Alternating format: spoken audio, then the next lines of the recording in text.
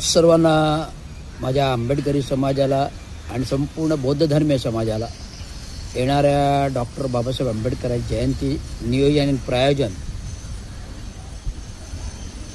वर्तकनगर प्रभाग समितीमधील मुख्य दोस्ती विहारकडे जाणारा रस्ता, वेदांत कॉम्प्लेक्स समोरील खुले रंगमंच याच्यावर करण्याचं विचार आणि मानस आहे.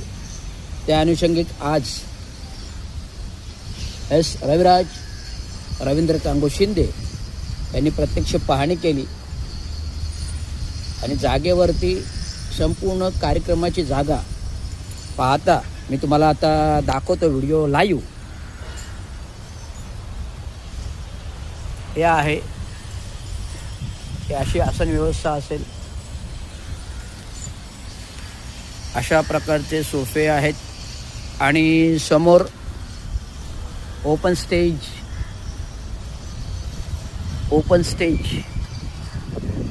बाजूला नारंग विकासाचं नारंग प्रायोडचं नवीन कॉम्प्लेक्सचं काम चालू आहे आणि त्याच्या समोर दोस्ती विहारचं संकुलन जिथे मी राहतो. तर हा संपूर्ण कार्यक्रम मी 15 एप्रिलला घ्यायचं निश्चिती करायचा विचार चालू आहे. का? कारण 14 एप्रिलला अनेक जयंत्या आहेत. ठाणे महानगरपालिका घोषित शासकीय जयंती डॉक्टर बाबासाहेब आंबेडकरांची ही 14 एप्रिलचं करण्याचा निराधार निश्चय झालेला आहे. कारण शासन अध्यादेशनुसार ही जयंती 14 एप्रिललाच करणं उचित होईल, तरच तो निधी लागू होतो. इतर दिवशी करण्याचा कोणालाही अधिकार नाही आहे समाजाला, जो गेल्या वर्षी मी आक्षेप घेतला होता इतर दिवशी केल्यामुळे. आणि आत्ता विविध दोस्तीवार संकुलनामध्ये गेले मी 10 वर्ष जयंती करतोय. ज्यावेळेस संकुलनास मी राहायला आलो, तर या संकुलनामध्ये राहायला आलो तेव्हा प्रथम जयंती जी कोणी आयोजित केली होती ती रवींद्र शिंदेने आयोजित केली. आणि जयंती आयोजित केल्यामुळे माझा सगळा समाज दोस्तीविहारमध्ये जो कोणी मोठे अधिकारी, बिझनेसमॅन, उद्योजक राहायला आलेले आहेत ते माझ्याबरोबर जुळले आणि आम्ही एकत्रित कार्यक्रम केला.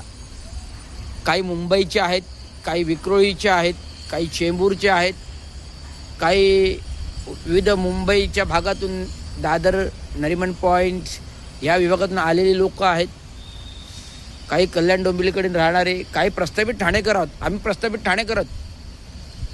95 वर्ष झाली, 6 पिढ्या झाल्या. त्यामुळे हे नगर आम्ही जवळून पाहिलेलं आहे. खाडीपासून ते येऊरच्या डोंगरापर्यंत, खाडीपासून स्टेशन परिसर पूर्ण वसाहत होती आणि येऊरच्या डोंगरापुढे जंगल होता. आता हे वाढलं. 95 वर्षामध्ये ठाणं बहुउद्देशीय झालं. त्यामुळे ह्या इथे जयंती करणं म्हणजे सर्वभौम भूषण होईल असं डॉक्टर बाबासाहेब आंबेडकरांची उंची आहे. निळ्या झेंड्याचा रंग हा उंचीचा प्रतीक आहे. त्या उंचीच्या अनुषंगाने जयंती करणं 15 एप्रिलला मला इथे उचित वाटेल. कारण 14 एप्रिलला सगळीकडे जयंत्या आहेत आणि सगळे कार्यक्रमात बिझी असतील. त्यामुळे माझं जे काही संकल्पना आहे ह्या इथे कार्यक्रम करण्याची आणि माझा ऑर्केस्ट्रा व्हॅन्स ग्रुप ऑफ क्रिएशन्सचा इथे राहील असं माझं संकल्पना आहे, नियोजन आहे. अजून विचार पक्का नाही. आता उद्या कार्यालयामध्ये माहिती घेऊन त्याचं रिझर्वेशन तारखेचं बघणार आणि त्यानुसार कार्यक्रम निश्चित करणार. जय हिंद, जय महाराष्ट्र, जय हिंद, जय भारत.